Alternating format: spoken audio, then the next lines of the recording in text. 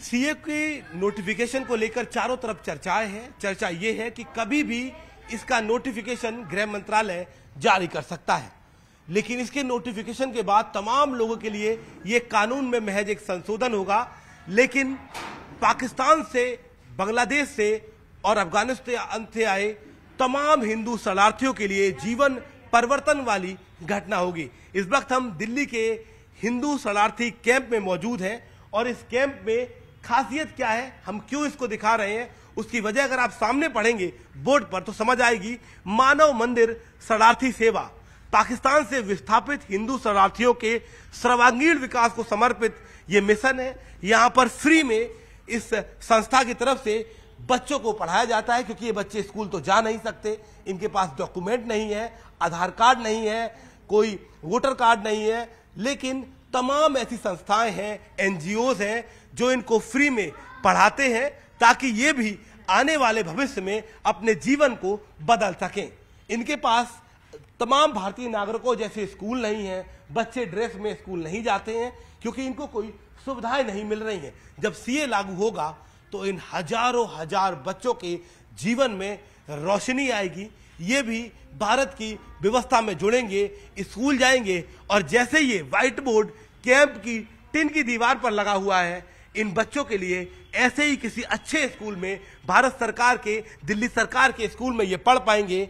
तब उन्हें इस कैंप में नहीं आना पड़ेगा, नहीं पढ़ना पड़ेगा, जहां पर कुछ इस तरीके के आम नागरिकों के लिए हालात हो, जीवन बसर करना मुश्किल हो। और ये वही जगह है जहां पर बाढ़ आई थी, पूरा ये इलाका डूब गया था, लेकिन इन बच्चों को उम्मीद है कि आज नहीं तो कल नागरिकता मिलेगी, इनकी पढ़ाई होगी और उसके बाद ये भी भारत में हम आप जैसे तमाम लोगों जैसा जीवन जी पाएंगे, क्योंकि इन्होंने भी भारत को भाग्य विधाता बनाया है।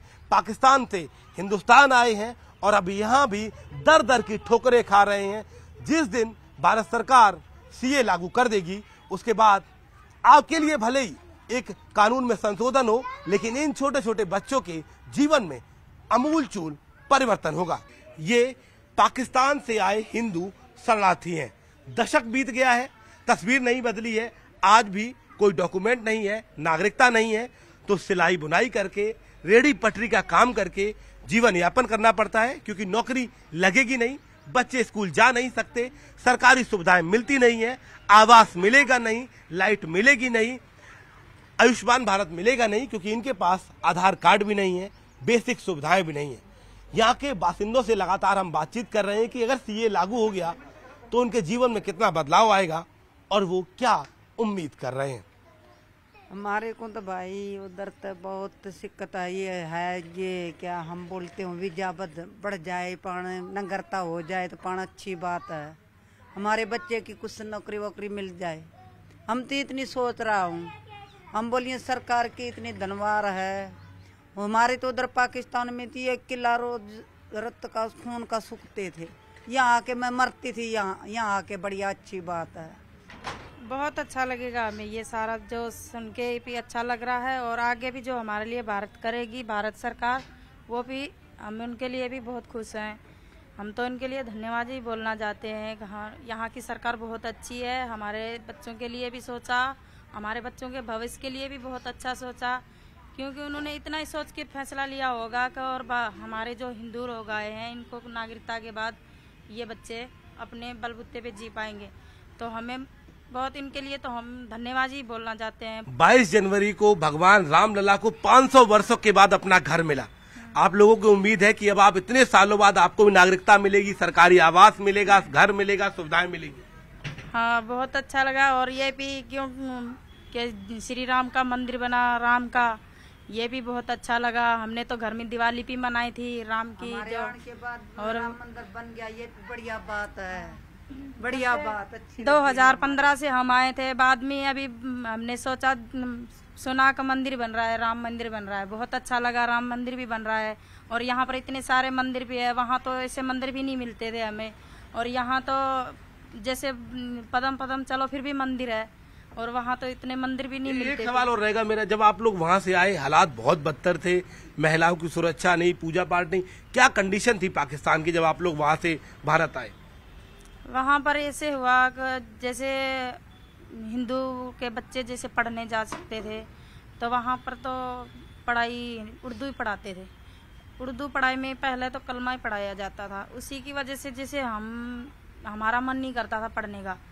और बहुत मम्मी पापा वाले तो कहते थे पढ़ लो बच्चों और अपने भविष्य सुधार लो, लेकिन हमने सोचा तो हमारा ही धर्म नहीं सिखा रहे हैं, हमें हिंदुओं का धर्म नहीं सिखा रहे हैं, तो हम पढ़ के क्या करेंगे।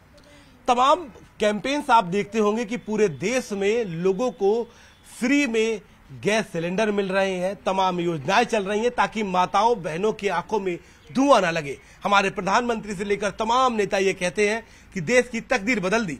लेकिन मैं इस वक्त जंगल में नहीं बैठा हुआ हूं क्योंकि मेरे पीछे लकड़ियां हैं, मैं एक घर में हूं और यहां पर आप देखिए लकड़ियों से खाना बनता है, ऐसे चूल्हे में लकड़ी जलाई जाती है और खाना बनता है। ये तस्वीर मैं आपको इसलिए दिखा रहा हूं कि इस तस्वीर के जरिए आप एक बात समझे कि भले ही आपके घरों तक गैस पहुंच गई, लेकिन पाकिस्तान, बांग्लादेश और अफगानिस्तान से जो हिंदू शरणार्थी सालों से भारत इस उम्मीद में आए थे कि उनको भी भारत में भारत की नागरिकता मिलेगी और सुविधाएं मिलेंगी, उनको अब तक ये नागरिकता नहीं मिली, जिसकी वजह से उन्हें कोई भी सरकारी सुविधा का लाभ नहीं मिल रहा है। लेकिन अगर सीए की नोटिफिकेशन आती है, उसके बाद ये भारतीय नागरिक बनते हैं, तो बाकायदा भारत सरकार की तरफ से इन्हें फ्री गैस मिलेगी, सब्सिडाइज सिलेंडर मिलेगा और ये उज्ज्वला योजना में शामिल हो जाएंगे। आपके लिए भले ही कानून में एक छोटा सा संशोधन हो, लेकिन इन लाखों लोगों के जीवन में बड़ा परिवर्तन आएगा और उसी की आस में ये लोग सालों से सरकारों की तरफ